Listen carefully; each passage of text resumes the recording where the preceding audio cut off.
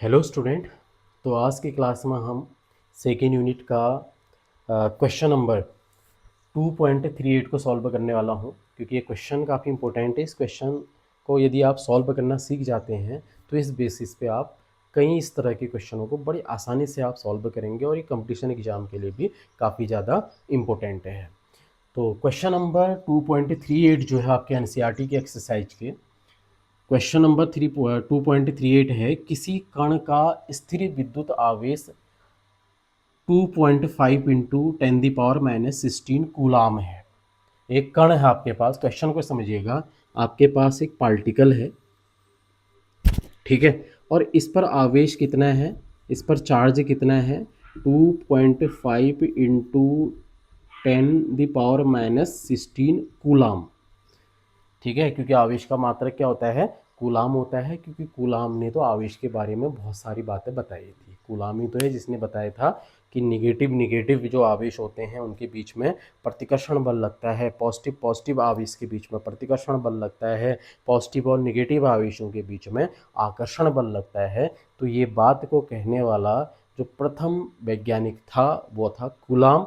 इसलिए आवेश का मात्रक क्या है, कूलाम होता है। तो आपके पास एक पार्टिकल है, एक कण है, जिस पर आवेश है 2.5 गुणा 10⁻16 कूलाम। इस पर टोटल आवेश है इस कण पर। ठीक है, अब आपसे क्या पूछा जा रहा है, देखिए ये जो कण है, अगर इस पर इतना आवेश है तो बताइए इसके अंदर कितने इलेक्ट्रॉन होंगे। अगर इस कण पर इतना आवेश है तो इस कण में कितने इलेक्ट्रॉन उपस्थित हैं, इलेक्ट्रॉनों की संख्या बताइए, आपसे ऐसा पूछा जा रहा है। तो कैसे बताएंगे, एक छोटा सा एग्जांपल लेते हैं। मान लीजिए आपके पास एक वस्तु है और उस वस्तु का भार है 10 किलोग्राम। वस्तु का भार कितना है, 10 किलोग्राम है। अब जो वस्तु है, मान लीजिए वो छोटे छोटे पार्ट से मिलकर बनी हुई है।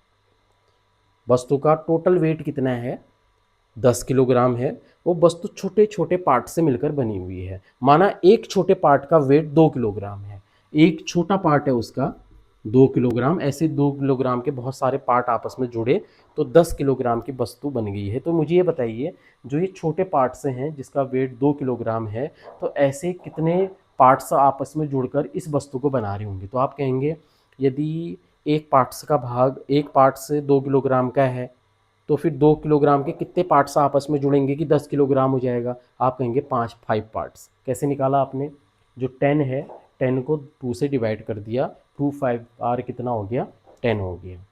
ठीक है, तो ऐसे आप कैलकुलेट करोगे। वैसे ही यदि आपको पता लग जाए यहाँ पर, अब इसको इस क्वेश्चन से रिलेट करते हैं कि टोटल चार्ज, जैसे यहाँ पे टोटल वेट था और उस वस्तु को बनाने वाले एक छोटे पार्ट का वेट कितना था, 2 किलोग्राम। तो 2 किलोग्राम से आपने इसको डिवाइड किया तो आ गया 5। तो आपको पता लग गया 5 छोटे पार्ट से मिलकर बना है। वैसे यहाँ पर ये पूरी वस्तु है, एक वस्तु है, एक कण है, इस पर टोटल आवेश इतना है और इसको बनाने वाली जो छोटे छोटे पार्ट्स हैं वो क्या हैं, इलेक्ट्रॉन है। वो कौन है, इलेक्ट्रॉन है। यदि आपको पता लग जाए पूरे पर तो इतना चार्ज है, इतना आवेश है, एक इलेक्ट्रॉन पर कितना आवेश होता है, तो आप इसी मेथड का इस्तेमाल करके इसका आंसर बड़ी आसानी से आप निकाल सकते हो।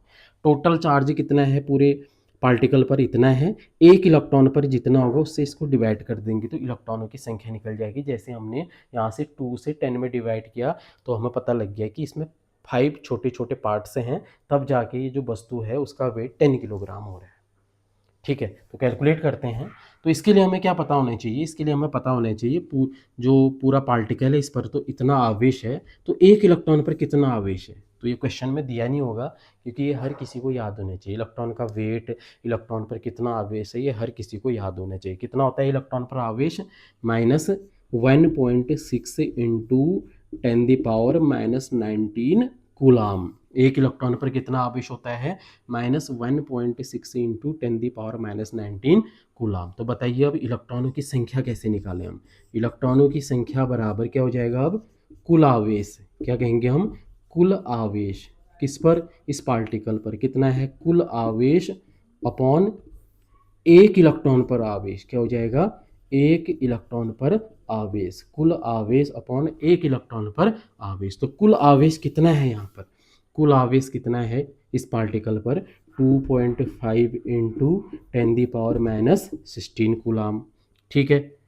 और एक इलेक्ट्रॉन पर कितना है चार्ज, -1.6 इंटू 10⁻⁻19 कूलाम, ठीक है। अब इसको एक इलेक्ट्रॉन पर जो चार्ज है इससे इसको डिवाइड करेंगे। कैसे डिवाइड करते हैं ध्यान से देखिएगा, ठीक है। चलो इसको इस तरफ कर लेते हैं।